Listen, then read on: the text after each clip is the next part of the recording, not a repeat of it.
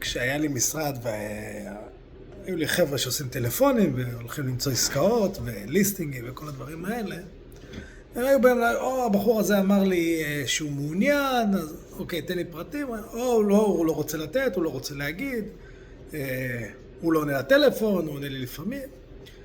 וניסיתי להסביר, ועד היום כששואלים אותי על הנושא הזה של מוכרים, קונים, מה שזה לא יהיה, אני מסביר להם שכשמישהו רוצה לעשות איתכם עסקים, זה קל. הכל עובד. כן, לפעמים יש דברים אבל מסתדרים, מוצאים פתרון, כשיש באמת מוטיבציה. את הנכס לפני האחרון שלי קניתי במרץ 24.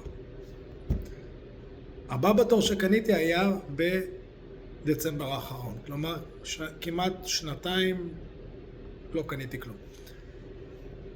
בין לבין היה לנו את העסקה בטקסס, הוציאה לי את המיץ כל יום, באמת. המוכר היה איום ונורא, ופעם אמר לי בחור, אולי אפשר לעשות את העסקים, אולי באמת אפשר לגמור את העסקה הזאת, אבל המספרים היו כל כך טובים שאמרתי, אני מבין את זה, אבל אני עדיין אנסה, ובאמת הוא צדק, ובסופו של דבר ויתרנו על העסקה וקנינו נכס אחר בטקסס. השנה הזאת הזכירה לי את העניין הזה. למרות שזכרתי את זה, זה הזכיר לי, כי זה היה שוב פעם דוגמה לאותו דבר. מדוע? כי כשבחרנו לוותר על העסקה הזאת, ובחרנו לקנות את העסקה השנייה בטקסס, הכל עבד.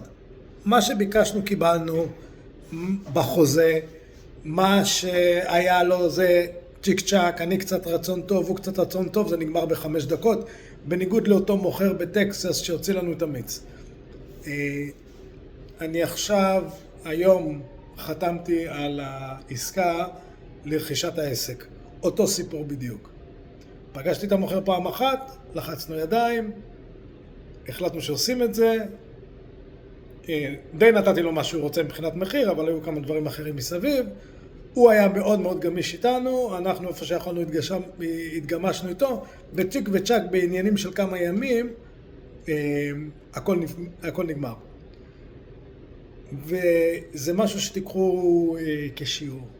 אם אתם רואים שהמוכר מתחיל או שמוכר פוטנציאלי, כן, הוא לא רוצה להגיד, הוא לא רוצה לתת, הוא לא זה, דגל אדום רציני ביותר.